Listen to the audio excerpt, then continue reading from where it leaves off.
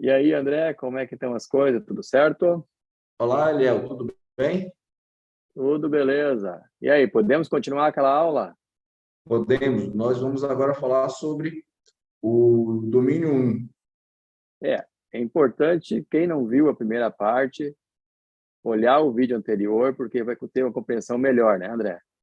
E isso, que a gente vai fazendo aqui na sequência a explicação de cada um dos domínios, começando hoje pelo domínio um.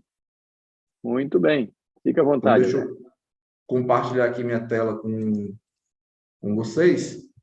E aí nós vamos começar a falar sobre o domínio um.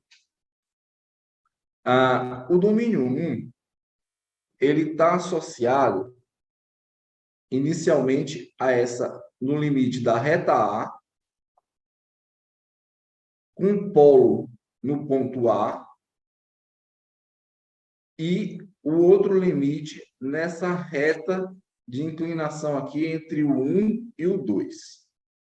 O que significa cada uma dessas retas? Essa reta A, ela está associada a uma situação quando você tem, deixa eu desenhar aqui para vocês, uma força de tração uniforme, centrada. Então, eu apliquei uma força de tração no centro de gravidade da seção transversal e, com isso, essa peça ela passa a se deformar. Vamos botar aqui uma outra corzinha. De maneira uniforme. Então, aqui eu estou desenhando o diagrama de deformações dessa peça sujeita a uma tração uniforme. Então, vai haver um alongamento da seção. Esse alongamento da seção, na reta A, que está associada a essa tração centrada, ela leva o aço até o alongamento máximo de 10 por mil, que é o ponto do polo A. Bom, aí vocês vão me falar o seguinte, mas, André, esse alongamento máximo do aço, ele está aqui, ó. E se você fizer um ensaio de tração do aço, o alongamento que você vai encontrar na ruptura é maior do que 10 por mil. Mas por que esse diagrama ele limitou esse alongamento no aço a 10 por mil? Bom, nós temos que lembrar, como foi falado anteriormente, que a resistência do concreto na tração é completamente desprezada. E aí, com isso, só o aço está trabalhando.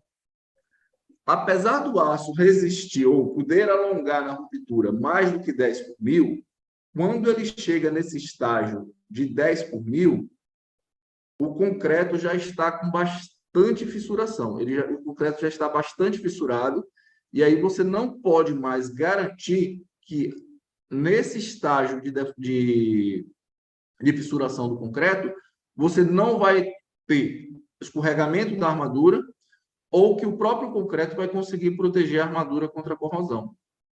Então, essa limitação menor aqui do 10 por mil, ela está associada à incapacidade do concreto de se manter íntegro nesse nível de deformações.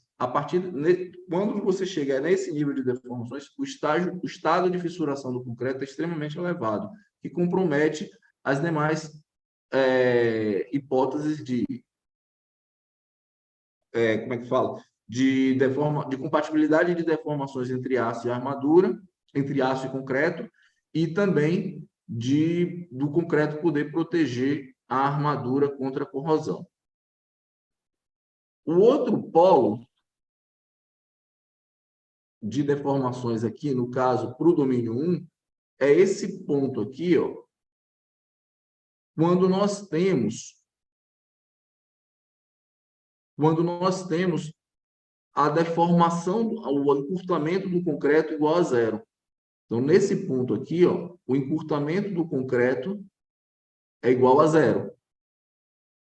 Tá?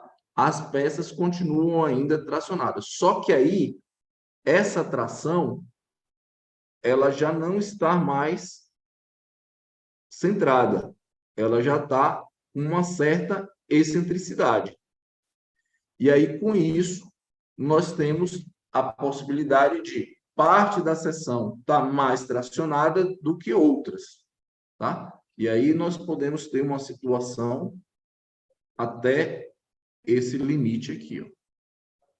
Deixa eu pegar de novo aqui uma linha para passar para vocês verem. Então, está aqui. Ó.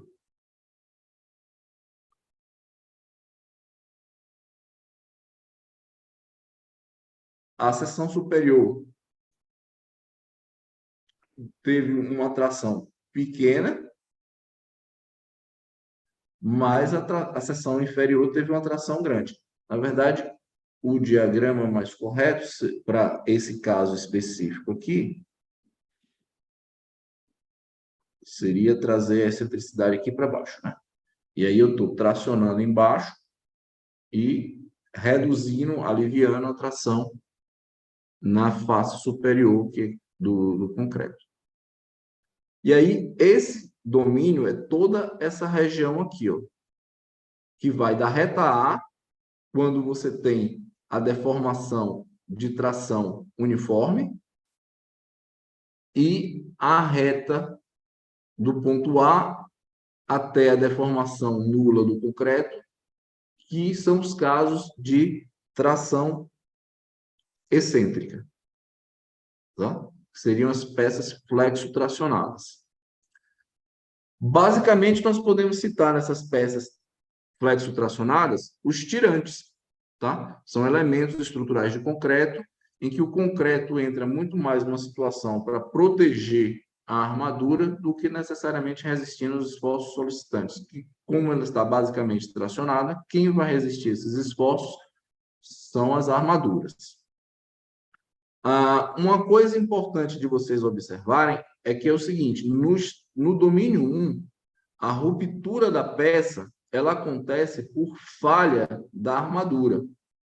Então, você vai ter duas situações. Ou a ruptura da armadura, se eventualmente você tiver uma solicitação que leve a um alongamento superior a 10 por mil, ou a peça de fato rompa o aço entre em ruptura, ou quando você atinge qualquer valor imediatamente superior a 10 por mil, você já tem um alongamento excessivo. A peça não entrou em colapso, em ruptura propriamente dito, mas você considera que essa ruptura aconteceu porque ela está com alongamento excessivo. Então, são os dois mecanismos de falha quando você está trabalhando no domínio 1. A tensão na armadura, como você está trabalhando aqui, ó, no 10 por mil, a gente pode observar que a tensão na armadura ela vai estar aqui, ó. Então, imagina que você chegou aqui no 10 por mil. A tensão na armadura é o FYD. Então, nesse caso, a tensão na armadura ela é igual à tensão de escoamento do aço. No dimensionamento, por uma questão até de excesso de zelo, você pode até, para garantir que você não vai ter um alongamento muito grande no seu tirante, você pode até considerar, para o dimensionamento da armadura, uma tensão menor que o FYD. Sei lá, vou considerar um terço, metade do FYD, sabendo que você está usando mais aço e que, com isso, o seu objetivo é reduzir o alongamento na armadura, a tensão na armadura, né? Porque você está colocando mais armadura do que é necessária para aquele tirante, tá? Mas, a princípio, a tensão no domínio 1 é a própria tensão de escoamento do aço. Outra coisa que a gente pode também ficar atenta à questão do domínio 1, mesmo que você tenha uma situação de tração centrada, como seria esse caso aqui, de tração centrada, você pode ter um momento fletor induzido se houver diferença entre a S1 e a S2. O que sugere que, quando você fizer o dimensionamento do seu tirante, não coloque armaduras diferentes, tá? Mantenha a simetria de armaduras para que você não induza momentos na seção por conta da diferença de armadura, tá? Da armadura inferior e da armadura superior da peça. Então, quanto mais simétrica for essa armadura, melhor para o comportamento da peça. E uma outra coisa importante da gente saber em relação ao domínio 1 é que a linha neutra da seção, ela está passando fora da seção transversal. Então, a linha neutra, ela está aqui, ó.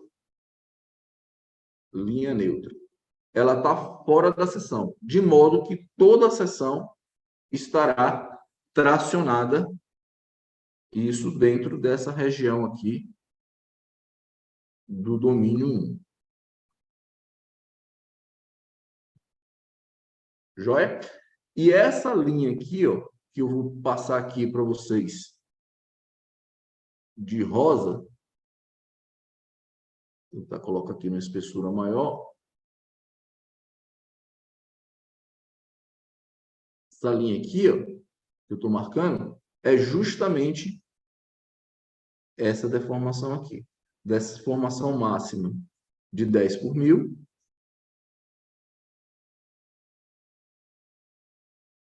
E a deformação de encurtamento do concreto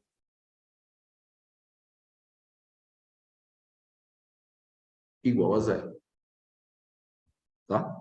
E aquele outro caso, que eu vou marcar aqui,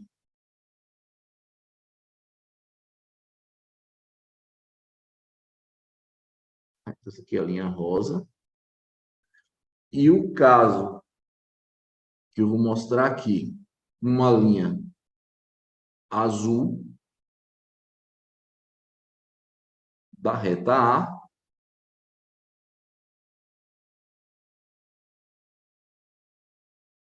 é a situação quando a gente tem a tração centrada. Que é esse caso aqui. Tá? E aí, esse intervalo, que eu vou achurar aqui agora, eu vou voltar aqui para o verde, para vocês verem. Então, esse intervalo aqui que eu estou achurando é justamente esse intervalo aqui, ó, do domínio 1, que era o foco da nossa apresentação de hoje.